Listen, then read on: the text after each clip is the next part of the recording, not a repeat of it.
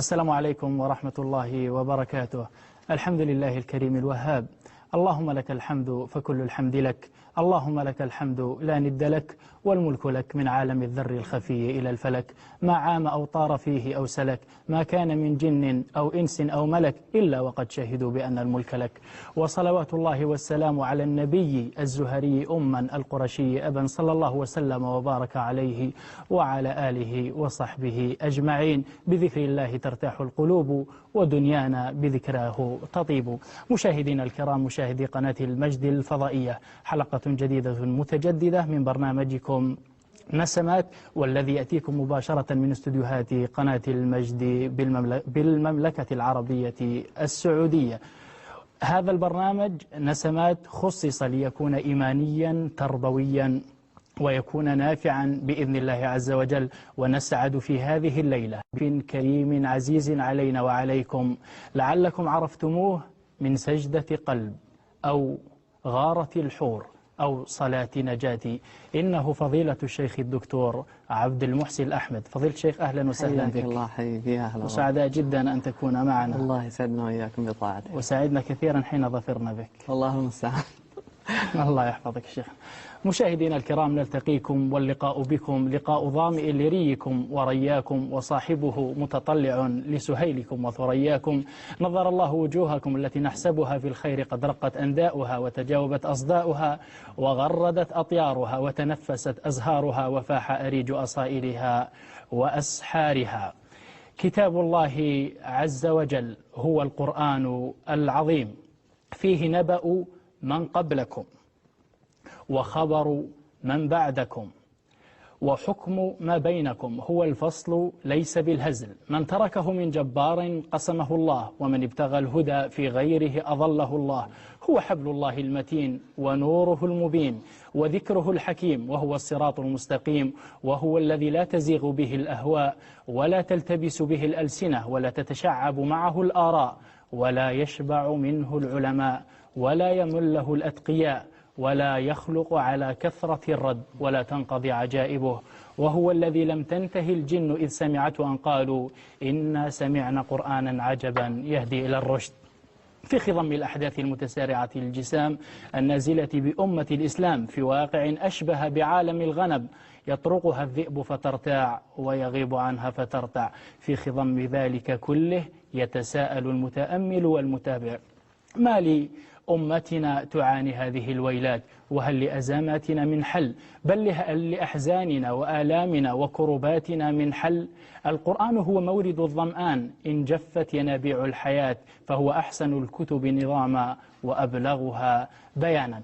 لمعرفة كيف يكون القرآن منهج حياة، كان هذا اللقاء قطرات من بحر عظيم. فضيلة الشيخ، أبدأ معك بعد هذه المقدمة التي يستوجبها مثل هذا الموضوع. موضوعنا قطرات من بحر عظيم. لماذا قطرات ولماذا بحر؟ لماذا عظيم؟ الله المستعان. الحمد لله سبحانه وتعالى الذي لا إله إلا هو، وسع كل شيء علما، وأصلي وأسلم على أشرف من وطئت قدمه الثرى بأبي وأمي عليه الصلاة والسلام. أما بعد، هذا العنوان لا يصف عظمة القرآن، ولكن حسبنا من القلادة ما يحيط بالعنق. يقول الله سبحانه وتعالى: قل لو كان البحر بحر عظيم. نعم. قل لو كان البحر مدادا. تخيل أناس عندهم الحبر، ما هو القارورة الصغيرة هذه، الحبر بحر، وكل واحد يغمس قلمه ثم يكتب معاني هذا القرآن. مداد، والناس تكتب، والعلماء كلهم على شاطئ البحر، الساحل كله علماء وكل عالم يكتب. قال الله: قل لو كان البحر مدادا لكلمات ربي. يكفيه شرف كلمات ربي يكفيه شرف أن كلمات ربي. قال: لنفد البحر. ينامون ويصحون يكتبون، ينامون يصحون يكتبون، يتخرج علماء ثانيين، يموت الجيل وبعده جيل، ثم صار البحر جاف. انتهى معاني القرآن؟ لا، قال: لنفد البحر. انتهى، جف البحر. ايش بعدها؟ قبل أن تنفذ كلمات ربي. طيب نعبي البحر مرة ثانية: ولو جئنا بمثله مددا. كل ما انتهى بحر عبنا لكم بحر، وتنتهون وتموت وتنقضي وتقوم الساعة، ما انتهت معاني هذه القرآن، هذا القرآن العظيم. لو أن ما في الأرض من شجرة، جب الغابات كلها حقت الدنيا أقلام، والبحر يمده من فوق من بعده 7 أبحر ما نفدت كلمات الله. فنحن لن نتكلم عن قطرات من بحر عظيم، ولكن نقرب المعنى للسامع، وإلا فالقرآن أعظم وأوسع من أن يحويه كتاب تفسير أو غيره. صحيح. قال ابن الصلاح رحمه الله، قال والله إمام المفسرين، نعم، يقسم. يعني طبعا هذا القسم ما جاء بعد يوم ولا يومين من قراءة القرآن. رجل نحسبه والله حسيبه عاش مع القرآن طول حياته، ثم قال والله أنك ما تستغرب. قال والله لو فتح الله لك في الآية الواحدة، يعني قرأت آية واحدة وقعدت معها، 1000 معنى. 1000 معنى يعني كم كتاب؟ 1000 معنى في آية واحدة. آية واحدة. قال ما كانت هذه المعاني ما قصده الله كله. قال لأن كلام الله صفته، وصفة الله لا يدركها أحد. أنت تعرف عن قدرة الله على قدك، لكن هو سبحانه يعلم قدرته بقدره جل جلاله. أنت تعرف من كرم الله ما أذاقك الله ما وراك إياه قدام الناس. تعرف من ستر الله ما ستر الله عليه وعليك، لكن ما تدري وش معنى الستير. عقلي محدود، مستحيل. زي عضلات جسمك، أنت الآن لك عضلات، نعم، تشيل 100 كيلو صح، ممكن أعطيك 120 ما عاد تقدر. عقلك يبلغ، قال الله ذلك مبلغهم من العلم. عشان كذا الله سبحانه وتعالى يقول شوف كل كتب التفسير خذها وتقرأ في التفاصيل وتقرأ في كتب الحديث، قال كل هذا وما أوتيتم من العلم إلا قليلا. ولاحظ ما قال وما كسبتم من العلم، قال حتى القليل هذا أوتيتموه. نعم، ومو منكم يعني. وأي شيء آتاك الله سبحانه وتعالى سيأخذ. الله. إذا أعطاك أن يأخذ، وهذا في القرآن. الله المستعان. نعم، إذن هذه القطرات من هذا البحر العظيم الذي لا يشبع منه المؤمن. هذا القرآن العظيم الذي فيه هذا السر العجيب وفيه هذا الخير العظيم، كيف يكون له أثر في حياة المسلم وهو يعيش هذه الآلام والأحزان؟ المسلمون اليوم يعانون، فلسطين جريحة، العراق كسير، أفغانستان تذبح، أهل السنة في سوريا يقتلون. أما لهذا القرآن من حل؟ أين نجد ثمرة هذا القرآن في حياتنا؟ نحن نصدق الله سبحانه وتعالى. الله جل جلاله يقول عن هذا القرآن، قال سبحانه قل هو نبأ عظيم. إذا سمى العظيم سبحانه شيء أنه عظيم فاعلم أنه عظيم. صحيح. طيب ليش ما أحس بعظمته أنا وكثير مثلي؟ ليه؟ قال الله قل هو نبأ عظيم أنتم. إيش فينا؟ هنقرأ القرآن. قال أنتم عنه معرضون. احنا لو طبقنا القرآن ما حصلت كل هذه المشاكل اللي صارت. الله. كل قضية تحصل لك على نطاق الفرد لحالك، ولا أنت وأهلك، ولا أنت وعيالك، ولا أنت مجتمعك، وأنت حيك، أنت ومدينتك، أنت دولتك، الدول مع بعضها، كل هذه المشاكل فيها حلول في القرآن. ولقد صرفنا في هذا القرآن للناس من كل مثل. أي قضية عندك تلقى مخرجها في القرآن. حتى ابن عباس رضي الله عنهما يقسم، يقول والله، طالع للناس يقول والله لو أضعت عقال بعيري، طلعت برا وما لقيت عقال البعير، قال لو وجدت ذلك في القرآن. الله. كان واحد يقول يبالغ، لا هو يعلم أنه يجد الحل في كيف ألقى هذا العقال، ألقاه في القرآن. وإن أذنت لي أقول لك قصة حصلت لمن أعرفه يعني. نعم. جيدة. هذا رجل اشترى سيارة جديدة ثم سرقت منه، وله أخ في الله يحبه حب عظيم يعني. الشاهد أن هذا تأثر لتأثر اللي سرقت سيارته. صح. فيقول سبحان الله يعني أبغى أخدمه، يقول أنا أبغى أعرض له أني أشتري له سيارة، بس أعلم أنه لن يقبل. ما بيقبل لو أقول له خلاص سيارتك سرقت أخذ سيارتي ولا أشتري له، يقول ما عندي مشكلة. يقول لكن قلت والله يعني لابد فيه مخرج في القرآن أني أصل فيه إلى هذا إلى حل القضية هذه. يقول سبحانه وتعالى فكرت كيف أتقرب إلى الله سبحانه وتعالى بعمل صالح ثم أدعو الله به. يقول فجاء يوم الجمعة كنت في حال من التعب لا يعلمه إلا الله سبحانه وتعالى، ومع كثرة المشاغل وكذا. يقول فلي خالة مريضة توفيت عليها رحمة الله. يقول قلت في نفسي أزورها الآن، بيتها بعيد، ولو والله قلت لي يعطيك المبلغ الفلاني بس اطلع مشوار برتاح. يقول فقلت والله لأعمل هذا العمل لله سبحانه وتعالى ثم أدعو الله سبحانه وتعالى أنه يرجع السيارة لهذا. يقول لكن كنت يعني على يقين. فمرت كان العصر يوم الجمعة. يقول وهم طقيت الباب وسبحان الله تأخر ما فتحوا، حر الرياض. يقول فالمهم انتظرت لين ما، فقلت لربي أدعو الله. نعم. يقولون في السيارة قلت يا الله يا رب إن كنت تعلم أني عملت هذا العمل لأجلك اللهم يا رب وأني أحب هذا الرجل فيك ففرج عني ما أنا فيه. يقول أنا بس قاعد أتكلم يقول جت في بالي آية قول الله سبحانه وتعالى. يقول أنا قلت في نفسي بس وين يلقاها يعني جاني إبليس قال معليش يعني ملايين السيارات في الرياض واللي سارقها أكيد طلع الحين. الشيطان طبعا يبغى يأس ويخنفض. يقول فقلت في نفسي والله إن الله سبحانه أعظم من أن يخذلني. وجت الآية شوف كيف الله سبحانه إذا أراد إن الله بالغ أمره قد جعل الله لكل شيء قدرا. وأنا قاعد أتكلم جت الآية فضربت بإبليس وأفكاره ووساوسه عرض الحائط. قل جاء الحق وزهق الباطل.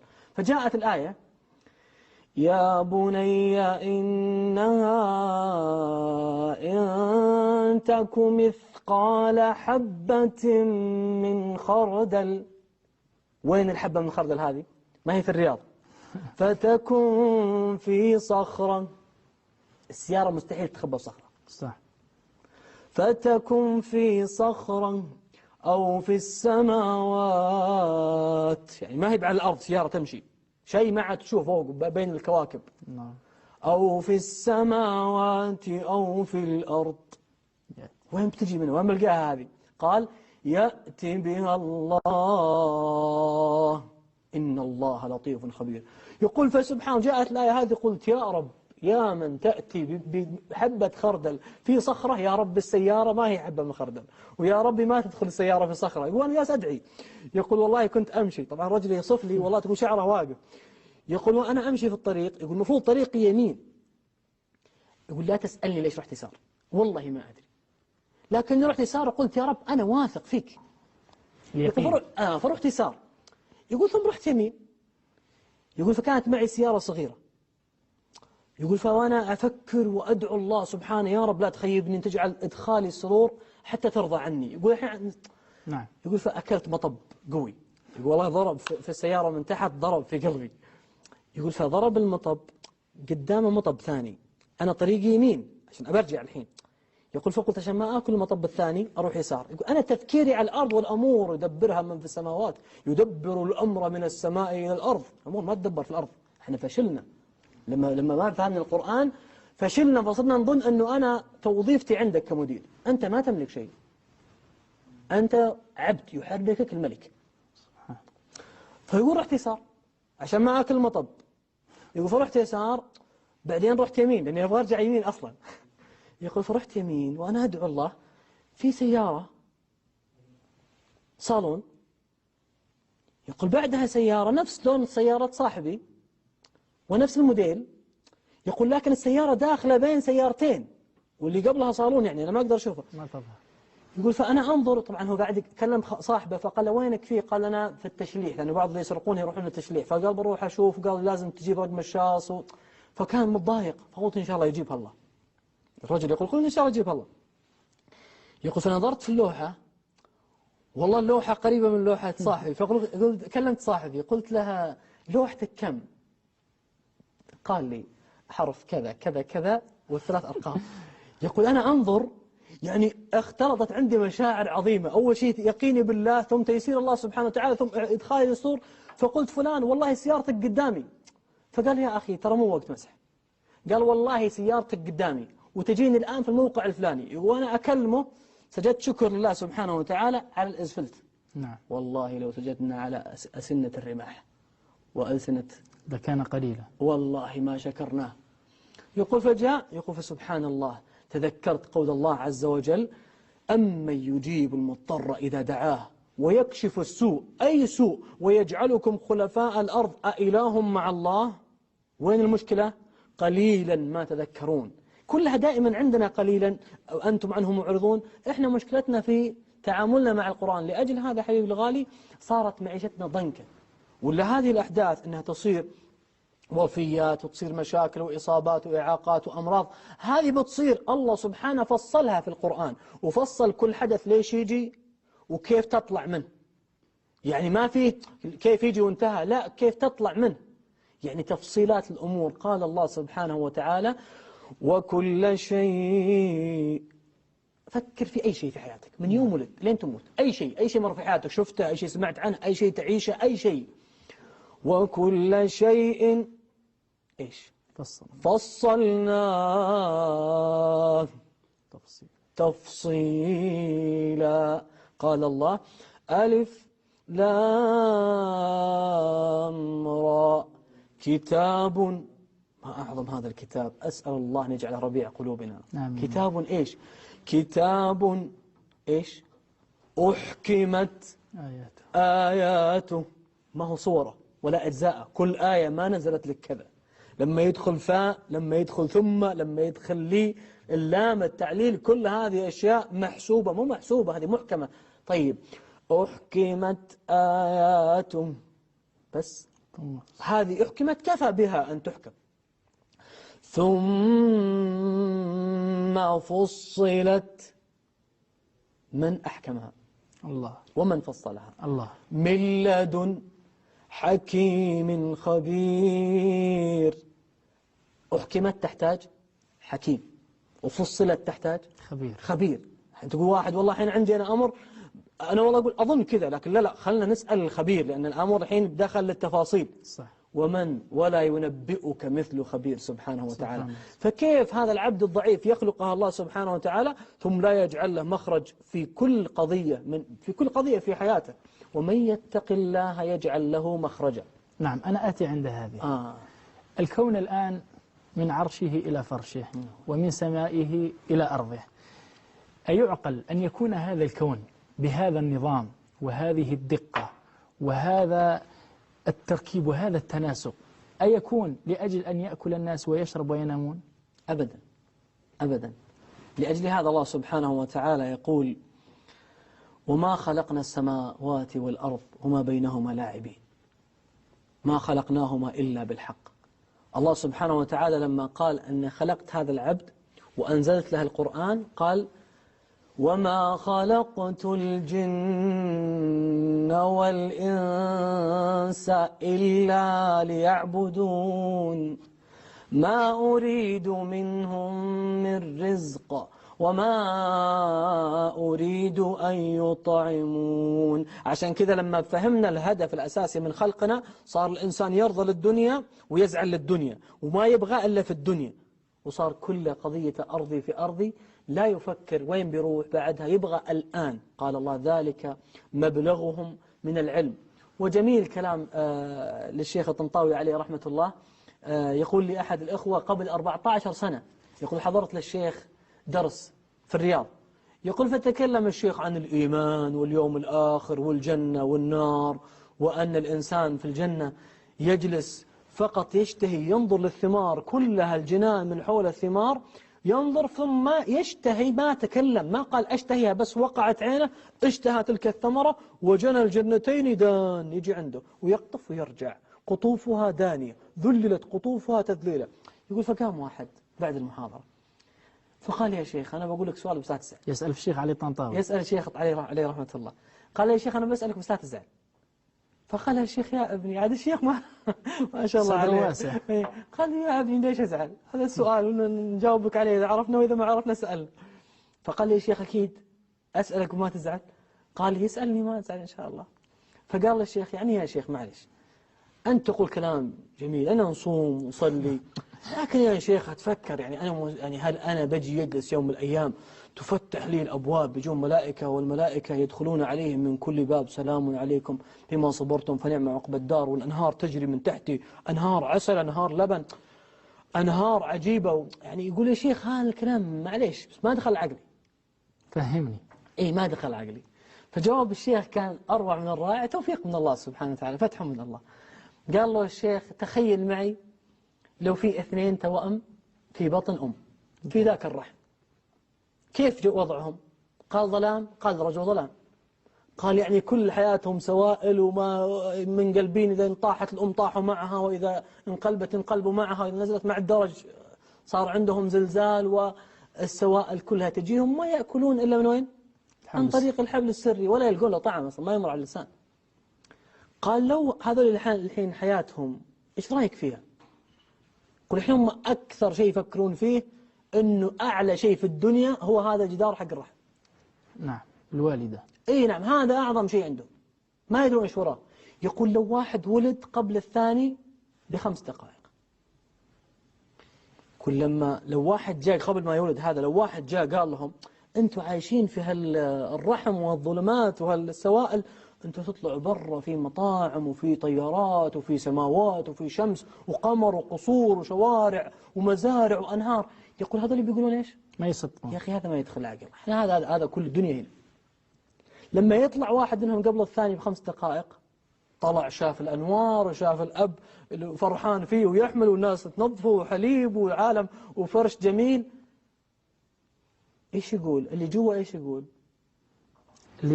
اللي داخل الرحم يبكي، يقول مسكين هذا راح وفقد الأمان اللي داخل الرحم وهالجو الزين والدفء.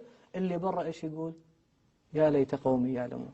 صح. يقول لو يشوف اللي احنا فيه، احنا عايشين جوا قال هذا بالضبط نفس تفكيرك أنت وأنت في رحم الأم، تظن هذا كل شيء، فأي شيء فوق هذا ما تتصوره. صحيح. قالوا أيضا هي القضية مكان مظلم، بعدين مكان واسع في الدنيا، بعدين قبر، أسأل الله ينور علينا وعليكم. آمين. وعلى المسلمين وعلى موتى المسلمين، بعدين أسأل الله أن يجعلنا في جنة عرضها الأرض والسماوات.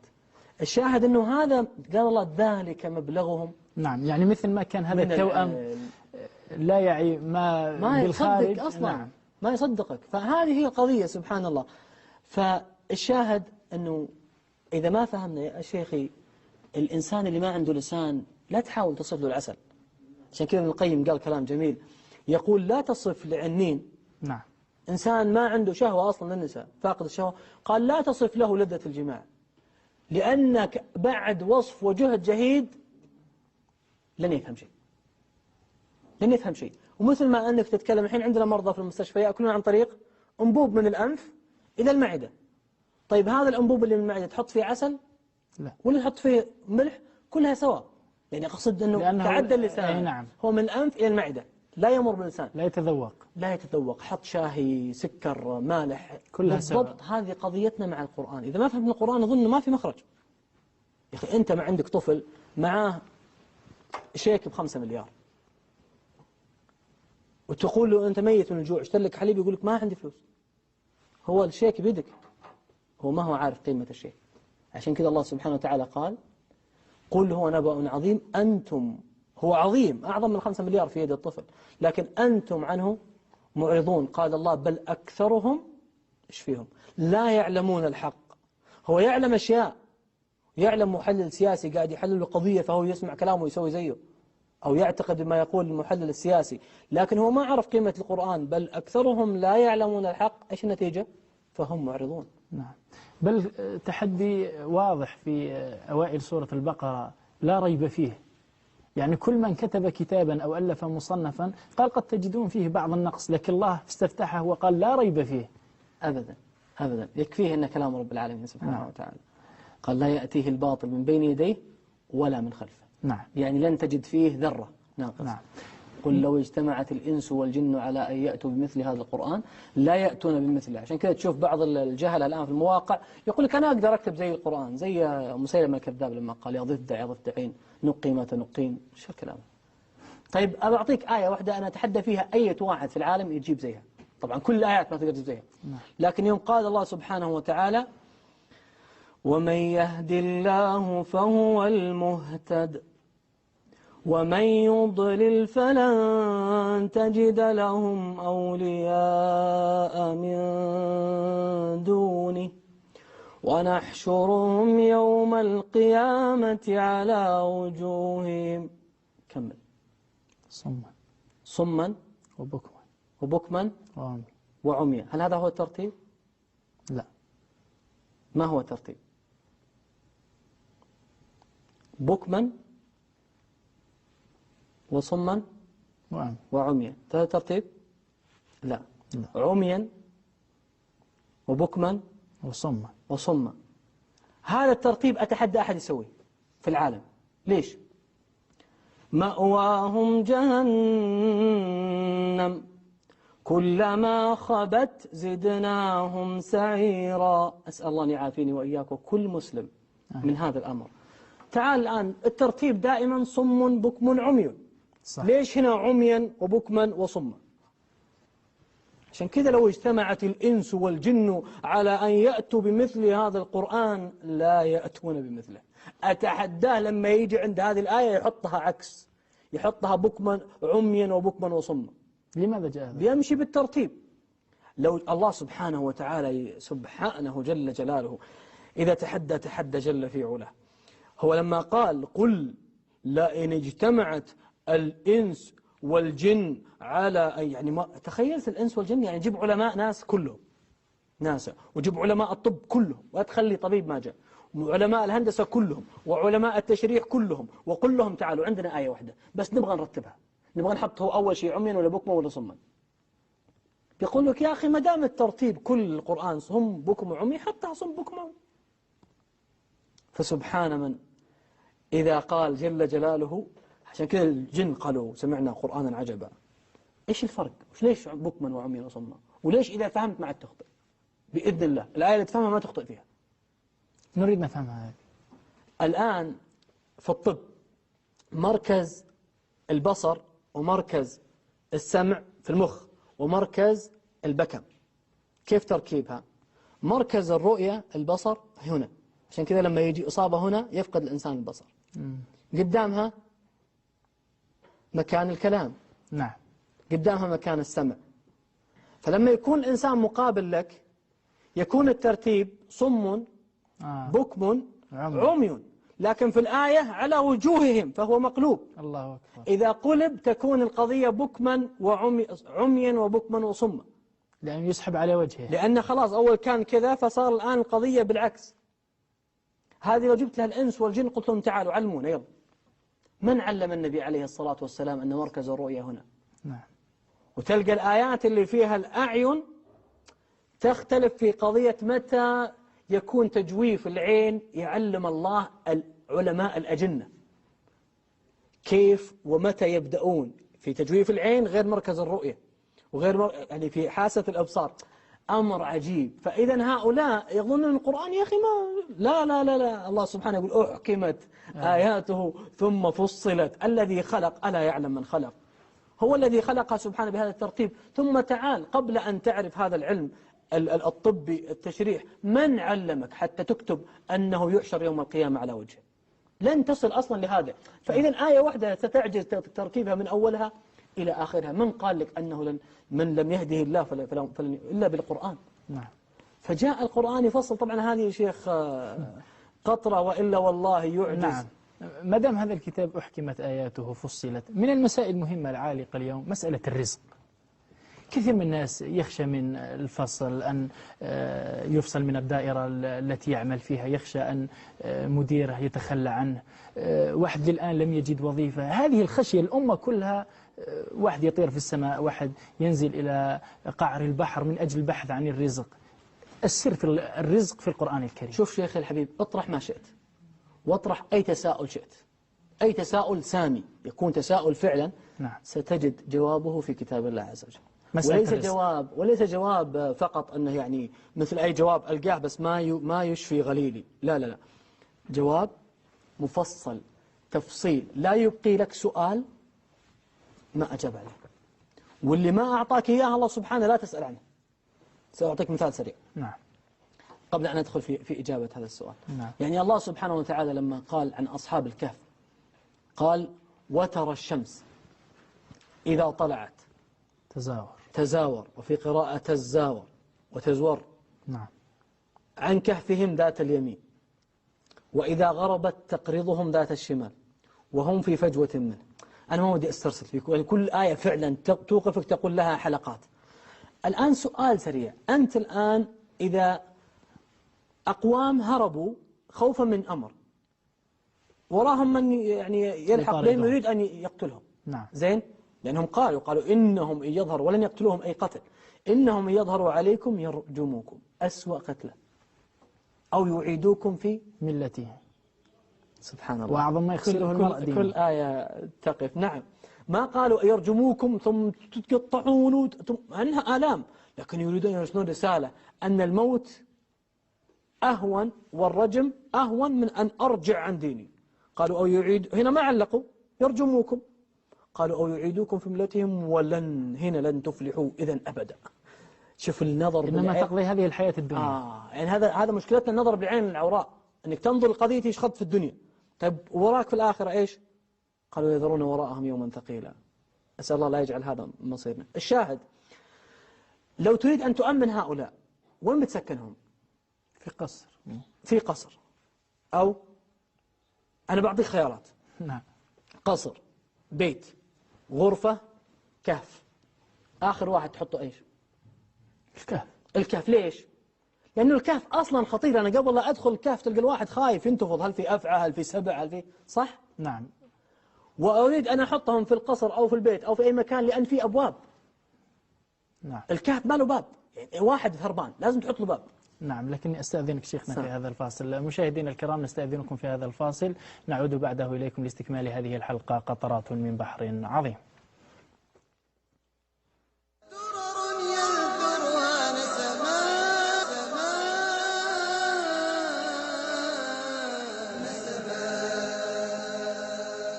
السلام عليكم ورحمة الله وبركاته. مشاهدينا الكرام، عدنا إليكم بعد هذا الفاصل. قطرات من بحر عظيم موضوعنا، والشيخ الدكتور عبد المحسن الأحمد شيخنا، لنواصل معه الحديث عن القرآن. قبل ذلك نرحب به مرة أخرى. حياك الله. الله يحفظك شيخنا الكريم. نستقبل أول اتصال، الأخت حصة من السعودية. السلام عليكم. وعليكم السلام ورحمة الله وبركاته. معكم حصة زويد، كاتبة في صحيفة الجزيرة.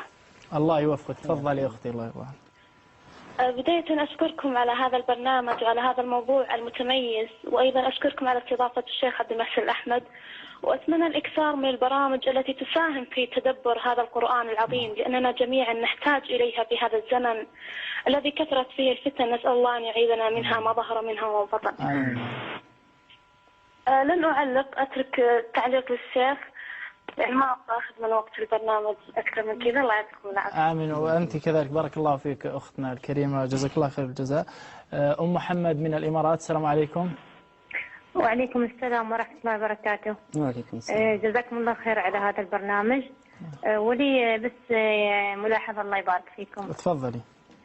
مع احترامي يعني جميع أئمة الحرم وقراءتهم مباركة، يعني لماذا لا ينتقى يعني الأئمة ممن وهبهم الله عند الأصوات والتلاوات المؤثرة لإمامة الحرم، بما أنه يستقطب أعدادا هائلة من المسلمين في كل صلاة، يعني نلمس ذلك جليا يعني في بث صلوات المغرب والعشاء المباشرة، حيث نرى الخشوع والعبرات والتأثر يكون كبيرا في التلاوات الندية، يعني على عكس التلاوات العادية. وهذا مما يعني وجد في نبه عليه النبي صلى الله عليه والسلام في السنة يعني. بارك الله فيك.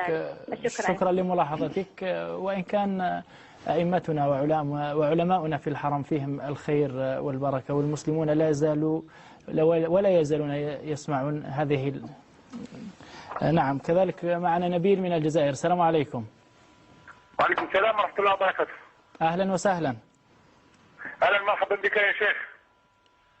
حياك الله شيخنا، الله يحفظك يا رب. السلام عليكم شيخ. تفضل أخ نبيل. ورحمة الله وبركاته. حبيبي الله نحوس نحيي الشيخ عبد المحسن الأحمد. نعم الشيخ يسمع. حبيبي حياك الله. وبلغوا سلام الحار. سلمك ربي من كل سوء وكل مسلم. آمين. ونرجو من الله إن شاء الله أن يوفقه في دعواه إن شاء الله. آمين ولك مثل ذلك. آمين. تفضل أخ نبيل، هل لك سؤال للشيخ؟ نحوس نطلب من الشيخ أن يزور الجزائر. الشرف لي والله. بإذن الله سيزور الجزائر والجزائر إن شاء الله. بارك الله فيك مع أخ نبيل، الشيخ. شكرا جزيلا لك، سعدك الله. شيخنا توقفنا في مسألة الرزق، لكن تطرقنا إلى أصحاب الكهف، وقلت أنه الإنسان لو خير بين قصر وغرفة وكهف لما كان أن يضع أولئك الفارين في كهف أبدا، لأنه نعم. أولا لأنه مكان مخيف، فكيف أؤمن الناس خائفة في مكان مخيف؟ هذا أول أمر. ثاني أمر، أهم مكان لتأمين الخائف أن يحط له مكان في باب. ليش؟ حتى لو نام ما يدخل عليه أحد وهو نايم. الله أكبر. صح ولا لا؟ الكهف هو مكان مخيف وليس فيه باب ويجعلهم والله ينامون. ما هذا التحدي؟ هذا اللي جعل الجن يقولون إنا سمعنا قرآنا عجبا. ناس فارة يحطهم الله في كهف، وكهف بدون باب، وينومهم. على الأقل لو واحد من البشر بيقدر هالأمور يدبرها، قال على الأقل نحط لهم باب، أو على الأقل نخليهم ما ينامون، نخلي واحد يرابط والثاني ينام، وعشان كل واحد يوقف عند الباب. صح ولا لا؟ صح. الله عز وجل يعلم كل من يقرأ القرآن أني إذا أردت أن أحفظك أنا ما أحتاج مساهمتك، أنا ما أحتاج أسبابك. هم فعلوا أعظم سبب وهو التوحيد. هم نجحوا في أعظم اختبار لما قالوا لأقوامهم، الله سبحانه لما وصفهم ما قال إنهم فتية عندهم عضلات ولا عندهم أموال مع أنهم أبناء ملوك، قال إنهم فتية آمنوا بمن؟ بربهم وزدناهم هدى وربطنا على قلوبهم. شوف نجحوا إذ قاموا فقالوا إحنا ما نقوم ونقول، إحنا نقول بس ما نقوم. ترتيب القرآن نعم هو قام وتكلم في ذات الإله، ثم لما رأى عدم الاستجابة ترك مكانها، مع العلم بأنه خسران. عشان كذا هم قالوا ربنا آتنا من لدنك رحمة، احنا ما عندنا شيء. هذا اللي خلى الجن يغيرون، قالوا إذا غيرنا ما لنا علاقة بعدها، بس احنا نرضيه وتنتهي قضيتنا. نعم. وهذا الأمر في موسى شيخنا عليه السلام، فإذا خفت عليه الأصل ضميه كل غطيه، لكن أين أمر الله؟ كل القرآن احنا نعم. قلنا قطرة، نعم. وإلا لو استرسلنا لن ننتهي. نعم. إيش اللي حصل لهم؟ قال الله سبحانه وتعالى وإذ اعتزلتموهم. طبعا قالوا ربنا رب السماوات والأرض، احنا اللي متعاملين معه، هو يملك السماوات ويملك الأرض ويملك كل شيء، فأنا قضيتي أن أنجح في اختباري معه وتنتهي قضيتي. وين أروح من يدبرني بس ما عندي أحد يستقبلني في بلد الثانية، هذه أمور إذا نجحت في الأول انتهت قضيتك. لأجل هذا قال الله وإذ اعتزلتموهم، قلت تركتهم عشاني. نعم. لأجلي وما يعبدون إلا الله، بس هذه قضيتكم. قال فأووا إلى الكهف. كهف مخيف؟ لا، بس جاء شيء وغير الموضوع كله. قال ينشر لكم ربكم من رحمته. لما نشرت الرحمة صار الكهف هذا أأمن مكان في الدنيا. الآن هم داخل الكهف، قال الله وترى الشمس. أنت في الكهف تحتاج لمبة ولا شعلة ولا شمعة ولا، الله أعظم حتى يعطيك أصعب الأشياء وأعظم شيء. إيش أعظم مصدر للنور؟ الشمس. أنا أدخلك، بس الكهف داخل يعني حتى لو جاء في النهار داخل الكهف في ظلام. قال الله الشمس صارت تتعامل مع كهفهم، هذا تعامل عجيب. الدنيا في كوم وكهف هؤلاء في كوم، وإذا أحبك الله تنتهي قضيتك. أسأل الله يجعلنا وإياكم من يحبهم ويحبونه. تزاوروا عن كهفهم ذات اليمين. أنت تحتاج فيتامين دي، تحتاج أشعة الشمس، لكن ما تدري أنت الحين تتعرض للشمس ساعتين وأنا أتعرض ساعة، فائدتك من الشمس غير فائدتي أنا، فممكن نتعرض إلى أشعة أكثر أو أشعة أقل. الله عز وجل حسبها لهم بالحساب، فصار ما يحتاجونه من الشمس يأتيهم إذا أشرقت الشمس وإذا غربت الشمس. طيب بيموتون بتقطع أجسامهم 309 سنين. عندنا ناس في المستشفى في العناية الممرضة عنده 24 ساعة، ساعة تقلب يمين ساعة تقلب يسار، ومع ذلك تجد التقرحات وناس يحصل عنده هبوط في الضغط بعضها وآلام وصديد، مع أنه على فرش جميل وعلى اسفنج وأفخم. هؤلاء على حاصة وتراب منشور فيه الرحمة. أسأل الله أن ينشر لي ولكم وللجميع المسلمين من رحمته ويهيئ لنا من أمرنا مرفقة. طيب إيش اللي أبغى أتكلم عنها الحين؟ لا ما وصلت نقطتي الآن. قضية أن كيف أحيانا نسأل عن أشياء ما لها دخل ولا لنا علاقة فيها ويضيع علينا الشيطان قراءاتنا في القرآن. قال الله تزاوروا عن كهفهم ذات اليمين وإذا غربت تقرضهم ذات الشمال وهم في وجهة منه. ما يبقاك الله تمر عليها وانت ماشي وتكمل الآيات الوعدة. قال ذلك من آيات الله. وانتبه إذا قال الله ذلك، قال ذلك، تقول لا تقعد تمر عليها قضية أنت يا أخي اللمبة في بيتكم ما تملك أنك تحركها على كيفك والضوء اللي تبغاه، كيف الشمس. قال ذلك من آيات الله، ثم أعطاك الهدية. قال من يهدي الله فهو المهتد. إذا هديتك والله لا أسوي لك أعظم من هذا، أدبر لك الأماكن كلها وأخلي المكان أخوف مكان يكون أأمن مكان إذا نشرت لك فيها الرحمة. قال من يهدي الله فهو المهتد ومن يضلل فلن تجد له وليا مرشدا. والعياذ بالله خلاص يضيع. ايش قال الله؟ كمل الآية في الأخير قال أن الناس بيطلعون منها إيش؟ سيقولون 3 رابعهم كلبهم. لا 5، أكيد أنهم 5. ويبحث. يا أخي الله ما ذكرها لك، ما يبغاك تبحث، ابحث في الشمس قل كيف هذه صارت معهم، كلبهم بوليسي ولا دورمان ولا أمريكي. يا أخي الله ما كلفك. الآن في ناس تبحث إيش النملة اللي كلمها سليمان. الشاهد من هالقضية الرسالة اللي بوصلها لنفسي أولا ولمن أحب وكلكم والله أحبه، أن يا جماعة كل جواب سامي تلقاه في القرآن، لكن لا تقعد تضيع وقتك في أشياء ما لك فيها. قضية الرزق الله سبحانه وتعالى قال وفي الأرض آيات للمسلمين للموقنين. واحد واثق أن رزقي عند ربي. يا أخي أنا أطلع البر وألقى نملة ما عندها لا بيت ولا عندها أحد ويطعمها ويسقيها الآن.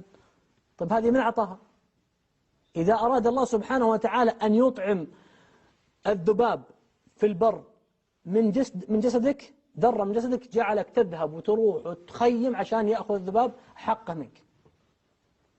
إذا أراد الله سبحانه وتعالى لدابة أو هامة من هوام الأرض أنت ما شفتها يوم جيت ولا يوم خيمت ولا يوم قمت، لكن يريد أن يطعمها من مطعم فلاني، يخليك تروح للمطعم الفلاني وتشتري منه، وذاك اللي يحط حبة الرز تطيح وحده ويأخذها ويحطها لك في الكيس. هذه الكيس الحبة ما تأكلها أنت ولا يأكلها كل الناس مع أنها محطوطة قدامك، ثم تبقى لنملة في الأرض في البر. الله يبغى يطعمها من المطعم الفلاني. طبعا قبلها من وين جت الحبة الرز هذه؟ شروا كيس الرز من هذه الحبة قبل كانت مزروعة. كل هذه محسوبة، هذه الحبة لنملة في البر. الرز جاي من الهند والنملة في الثمام فيأكلها. لن تأكل يا أخي. أحيانا في العزايم عندنا تمشي تجلس على صحن في صحون كثير، تجلس على سفرة معينة، ثم يأتيك راعي البيت يقول والله ما تجلس، والله هذه مو لك، فوالله لن تأكلها. ثم يقول لك والله ما تجلس هنا، والله تجلس هناك. هو الأمر مقدر، الله سبحانه سيهيئ لك أن تأكل مالك. طيب انتقلت للصحن الثاني، والله أني أشوفها يا شيخ، ثم فيه قطعة لحم في صحن ليس اللي عندك ولا اللي عنده، ثم يأتي واحد يقطعها يقول يا أخي أنا والله أحبك هذه لك، ثم نصف اللحم هذه لك ونصف مكتوبة اللي جنبك، فتقطعها تقول بيني وبينك. يا أخي شيء عجيب. الله سبحانه يقول وفي الأرض آيات للموقنين وفي أنفسكم. حضرة القلب عندك أنت قاعد تطعمها؟ لا. من يوصلها الأكسجين والغذاء؟ الله. طيب وفي أنفسكم أفلا تبصرون. الشعرة هذه أنت اللي موكل تغذيها طول حياتك إلى أن تموت. الشعرة اللي في حاجبك الله اللي يغذيها. حتى في نفسك يا أخي الظفر عندك ينمو. طيب وش لون جاء الأكسجين؟ والله تحطه تحت مظلة أكسجين وتغطسه في دم ما يوصل اللي يبغاه. الشعيرات ما توصلها أنت. قال الله وفي أنفسكم أفلا تبصرون. طيب وين رزقي؟ في السماء. وفي السماء. شوف المادة فوق. وفي السماء رزقكم وما توعدون. ثم يقسم الله ما يحتاج يقسم عشان نصدق. فورب السماء والأرض إنه لحق. مثل إيش يا ربي؟ مثل ما أنكم تنطقون. والله مثل ما أن تنطق الفلوس اللي تدخل جيبك لين تموت مثل حقيقة نطقك الآن. يعني الآن عندك أنت 5 مليون شيخ، الله عز وجل حاسب لك كم وجبة بتاكلها من يوم كنت نطفة، وش اللي بيدخل في الجسد هذا إلى أن تموت. أقسم بالله لو عندك 50 مليون لن تأخذ من 50 مليون إلا ما أراد إلا ما كتب لك. اللي ما هو لك بيروح لورثتك. لكن أنت كل الوجبات اللي بتأكلها من الآن، طبعا يقول الإنسان إذن هنا أنا أقعد في بيتي وما أسوي شيء. النبي عليه الصلاة والسلام يقول لو أنكم تتوكلون على الله حق توكله لا رزقكم كما يرزق الطير. طب وش تسوي الطير؟ تغدو خماصا. إذا أنت تروح تفعل وتسعى السبب، لكن تفعل سبب إيش؟ في داخل دائرة الحلال. نعم. إحنا إيش اللي ورطنا؟ عدم الثقة في الله. فأنا أقول لا أنا بحصلها بقوتي، فأطلع آخذ رشوة، أطلع آخذ كذا. فأيما جسد نبت من السحت فالنار أولى به. هو سيرزقك والله سيرزقك. نعم. لكن لا تظن أنك تأخذها بقوتك بالسبب. يعني نعم. شيخنا لعل قضية السبب مع مريم عليه السلام، ألم ترى أن الله قال لمريم وهزي إليك جذع الساقط الرطب فلو شاء أن تجنيه من غير هزه جنته ولكن لكل شيء سبب. واصنع الفلك، كل القرآن واصنع الفلك بأعيننا ووحينا. طيب اترك البحر رهوا، اضرب بعصاك البحر، كلها أسباب أصلا ما تسوي شيء، ضعيفة. لكن الله بعلمك أن قلوب هؤلاء كانت متعلقة بالله ما تعلقت. لأجل هذا ما قال موسى معي عصاي أنا ذبحت فيها أمس السحرة لا، قال إن معي ربي سيهدين. شوف اليقين، ما قال سوف للمستقبل البعيد، لا سيهدين. هذا يا شيخ اللي خلى الجن. الشاهد يا شيخ في إني لما أنزلت إلي من خير فقير. في المعتكف يا شيخ، نعم، في المعتكف أحد الإخوة جلس في آية واحدة 3 أيام، وهي آية في سورة النحل. حتى يعني كان من معي يسألونه يقول له يعني أنت يا حبيبي معتكف، مفروض أنك الآن ختمت 2 أو مرة على الأقل. فقعد إلى الآن في سورة النحل فكشف بعض الأمور اللي عنده في قلبه، فقال هذه الآية اللي وقفتني أنا ما قدرت أتعداها. أقسم بالله هذه الآية والله الذي لا إله غيره لو وعتها قلوبنا أقسم بالله أن لا تحزن في حياتك أبدا. وهي أقسم بالله أن تعلم لو يجتمع عليه كل الناس في العمل، المدير ومدير الإدارة ورئيس مجلس الإدارة والوزير، ويأتيك الملك يقول والله فاصلينك. أقسم بالله ما تهتز ولا ثانية. يقول الله عز وجل ضرب الله مثلا. طبعا الله لم يقل الآيات للناس، قال وتلك الأمثال نضربها للناس. كل الناس تقرأ القرآن، لكن من اللي يستفيد من هالمثل؟ وما يعقلها إلا العالمون. الله يعلمنا وياكم القرآن. نعم. إيش العالمون؟ هذا الله يقول ضرب الله مثلا. إيش المثل يا ربي؟ قال ضرب الله مثلا عبدا. أنا أريد أن تتصور وكل من يراني الآن، دخلت أنا وياك القرية الآن أي مكان، هو هذه الآية اللي تأملها الآن؟ هذه الآية ضرب الله مثلا. دخلنا هذه الآية، يقول أنا فكرت فيها هكذا، أني دخلت قرية ووجدت الأمر قدامي ضرب الله مثلا عبدا مملوكا. دخلنا لقينا واحد جالس ويطالع فيه سيده يقول له يعني امشي. قال عبدا مملوكا. طيب هو العبد مملوك، ليش الله سبحانه يبغى عشان ما تمر عليها مرور الكرام؟ قال عبدا مملوكا. وش بعدها؟ لا يقدر على شيء. يعني لا تتوقع أنه هذا ممكن يخدمك في كوبمة. نعم.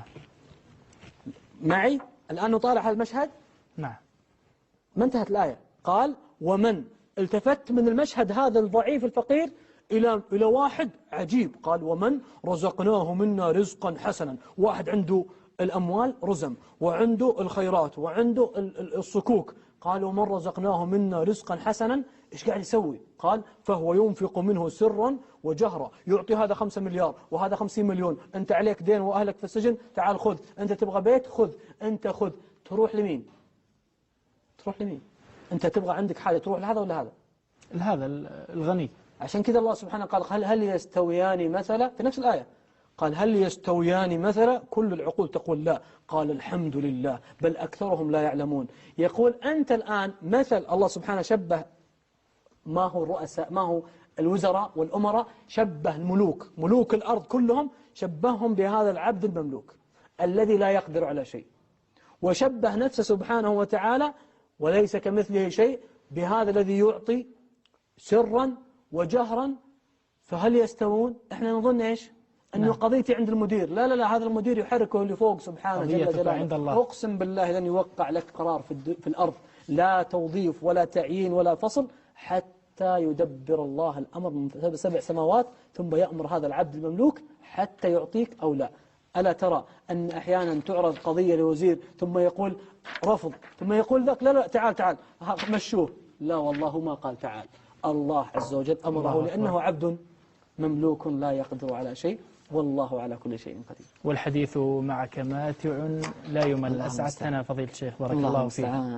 الله الله يسعدك. مشاهدينا الكرام، كان هذا حديثنا عن القرآن الكريم مع فضيلة الشيخ الدكتور عبد المحسن الأحمد.